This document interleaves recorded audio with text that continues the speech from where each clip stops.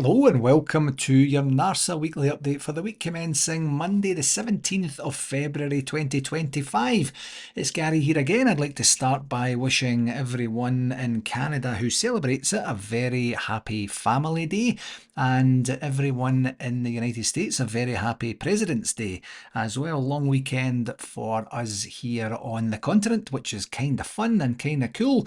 And you know what else is kind of fun and kind of cool? The fact that we didn't have another absolutely devastating, humiliating loss on our record books for this last week. It was a better week overall than last week. Kinda, sort of.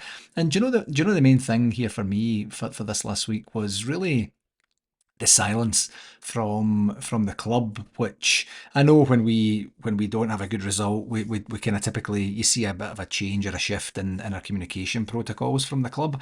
But after a result like that, I think that's so extraordinary that it would have really benefited from some sort of statement from the club, not just the manager, because the manager's the only guy that's been left out there in front of the press, but maybe from Patrick Stewart or from our new chairman, or even just an official announcement, to say we're pressing ahead with this review like we said we were going to. This is obviously a devastating result, but it doesn't take away from the important work that we have to complete or conclude in the background. I just don't like it, and I understand. I completely appreciate, like, what do you say? What do you say when you have one of these catastrophic failures?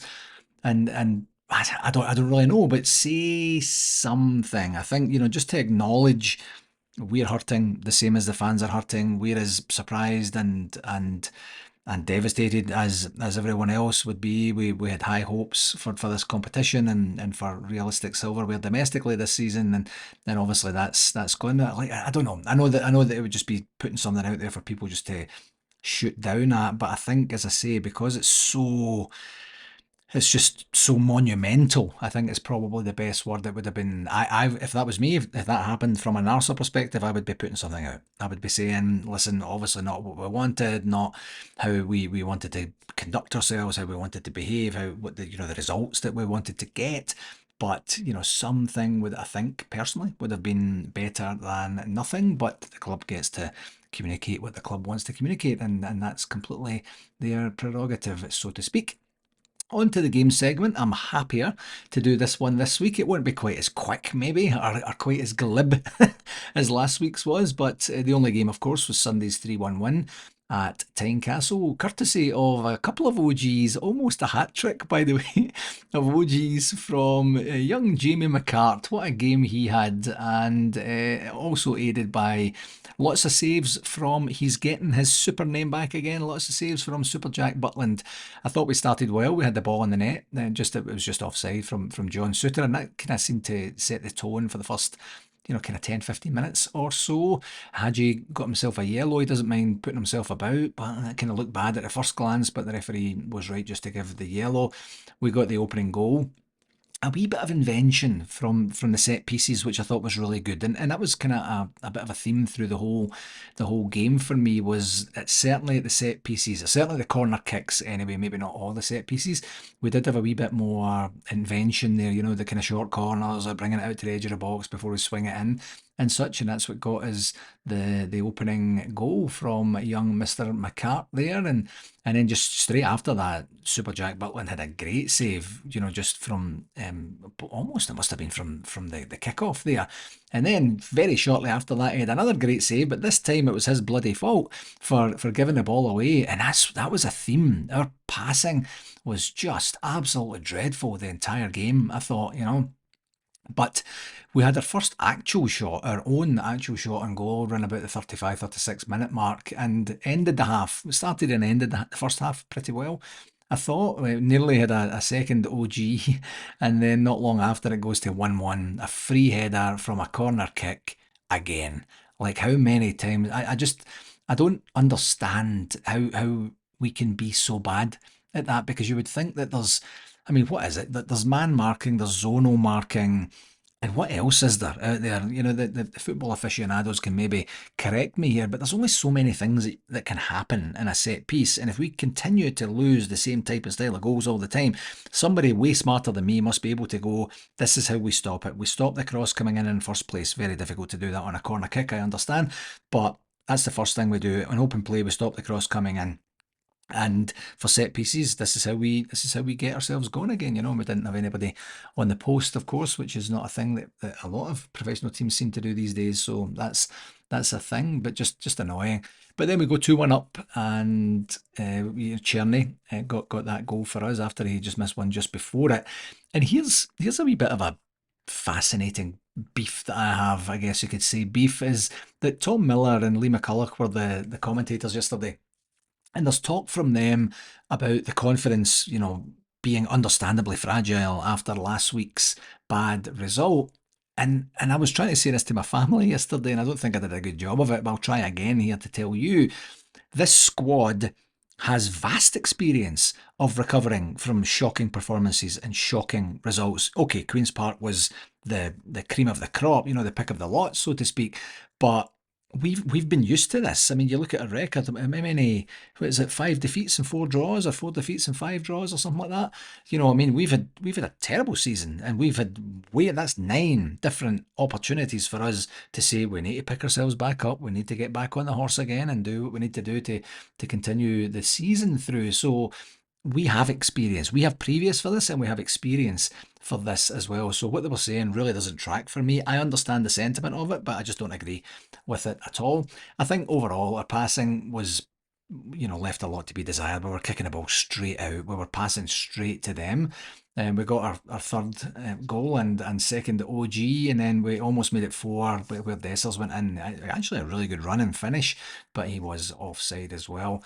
One of these games, I didn't think both teams were great, to be perfectly honest. I thought Hearts were pretty poor, and we were obviously not at our best, but you always take a 3-1 victory at Tynecastle, because you just never know how these games are going to come out. So in terms of positives, it would be the result, of course. I think that's the main thing we would take away from that. The negative, as I've said, like, our defending at set pieces is just tragic. It really is. It's tragic. And we've had this for years and years and years and years, and no manager seems to be able to figure this part out for us, which is just bizarre. The stats say, interestingly, on LiveScore, that the app that I use all the time, they had no stats whatsoever. So I just had to go to the Rangers website. It said we had 47% possession, 10 shots on goal with 3 on target. We scored 2 of the 3 on, we scored 1 of the 3 on target. The other 2 were OGs, of course, so that's a third. It's kind of okay in terms of stats. Versus Hearts had 17 shots on goal with 7 on target, and that kind of tracks well for the type and style of game that Super Jack Butland had there. I think he actually, in terms of positives, he gets a positive mention on that too. On the referee watch, John Beaton, I think, did okay. Nothing overly annoying with him, so he'll get the standard 7 out of 10. In terms of next week's games, we have St Mirren, from the most beautiful town in the entire universe. They come to Ibrox on Saturday the 22nd at 10 o'clock Eastern Standard Time, kick-off 3 p.m. UK. It's not very often we get these 3 p.m. Saturday games anymore with the European competition that we're in and such. So that's nice. That's going to be a wee welcome time to head down to Pinbar and see the game with a bunch of friends. And then next week we have a tough away game at Rugby Park, where we should go and do the exact same to them as we did to Hearts yesterday. In terms of shout-outs, this is another one here for a Rangers Supporters Club of Calgary member and our secretary and my lovely sister. It is Debbie's birthday today, actually, and we had a wee bit of a day out yesterday. Went downtown and went to a couple of lovely restaurants, drank some very, very expensive wine. That was not the intent. It was just very, very expensive, and that's a different story for a different day. But Debbie's birthday is today, and I hope she has a wonderful day. I hope she's not feeling too rough. I did mention her on my own coaching, daily YouTube videos, daily Facebook, daily LinkedIn. I'm everywhere, just everywhere. But very, very happy birthday. I won't say how old Debbie is, but it rhymes with 50 shoe, or 50 blue, or 50 poo. something like that. It's up to you. But have a wonderful day, Debbie, and happy birthday again.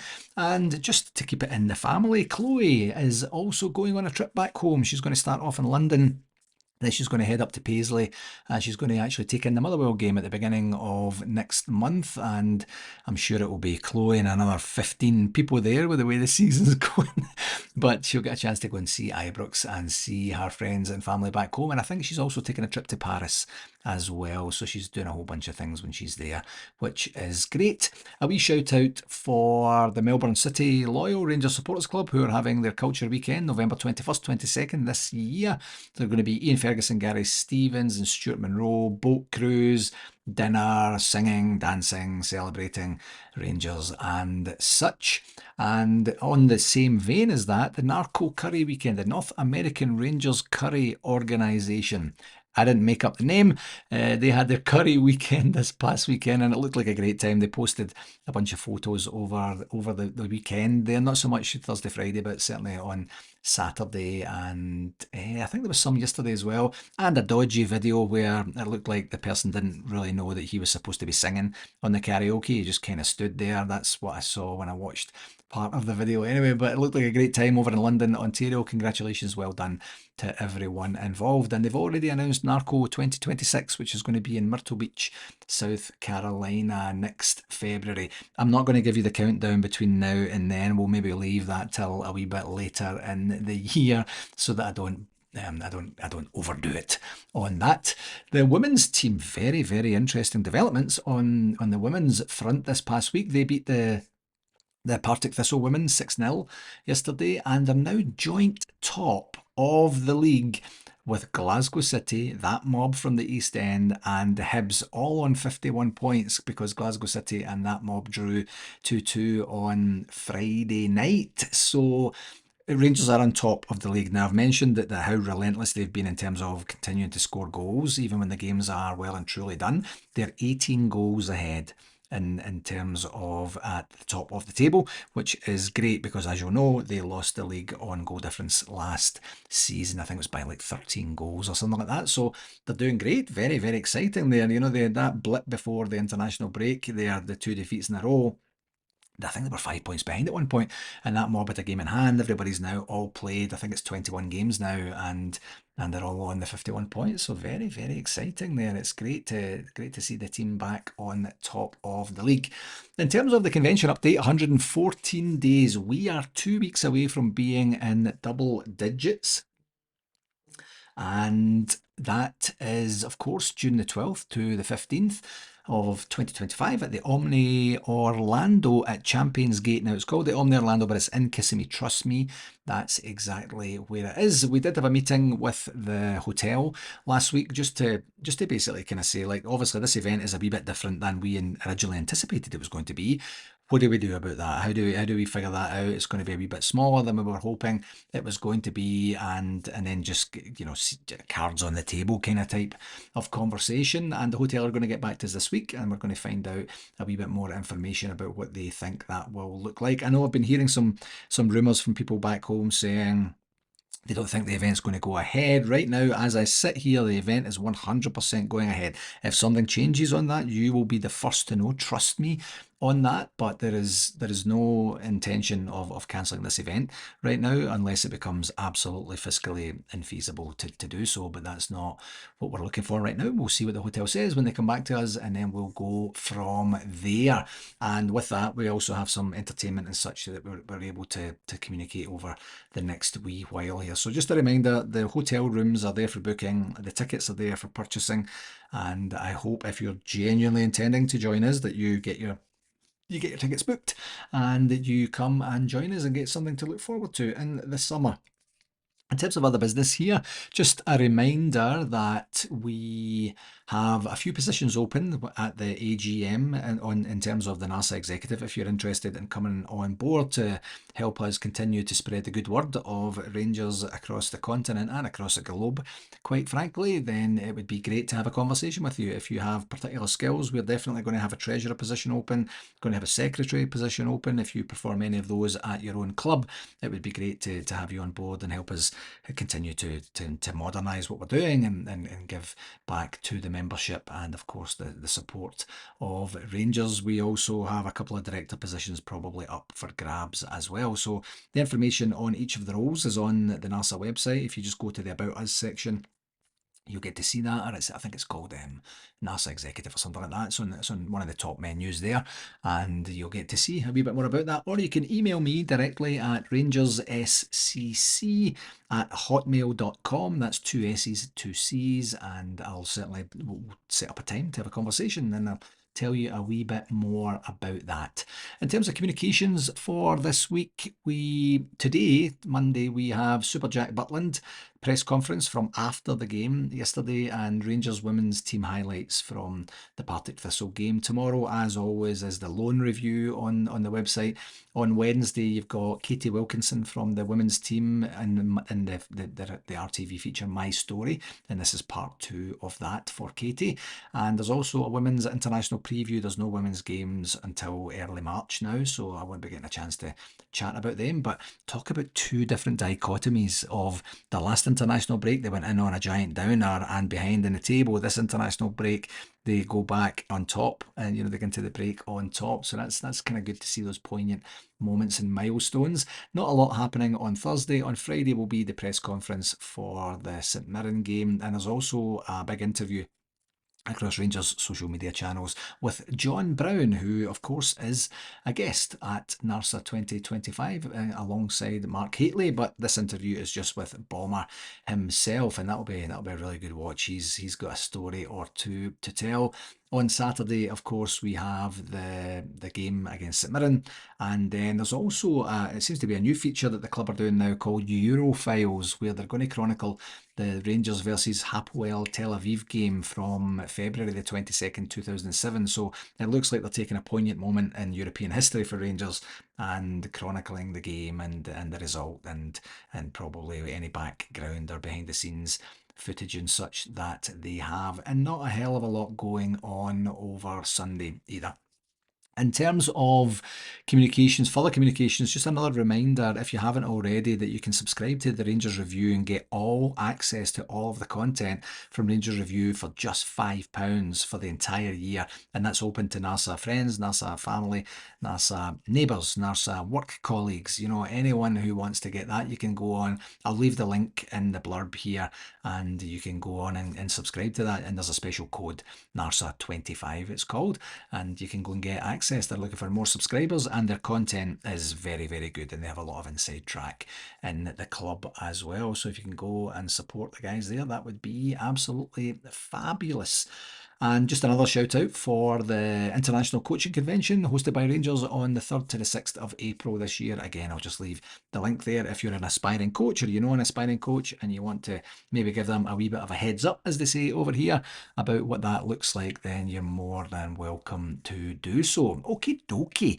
Right, this is a bit of a shorter one this week. I've got a lot on today. I'm launching a new subscription community in my coaching practice. If you're interested in that, you can get in touch and let me know. But lots and lots on the go, and my beautiful baby boy comes home today as well, so I'm really, really looking forward to seeing him. That will do it for this week, my friends. As always, thank you very, very much for taking the time to listen, and please do share it with whoever you think might enjoy it. And here's the good news: we're 1 week closer to the end of this flipping season, and that feels like a good thing to me.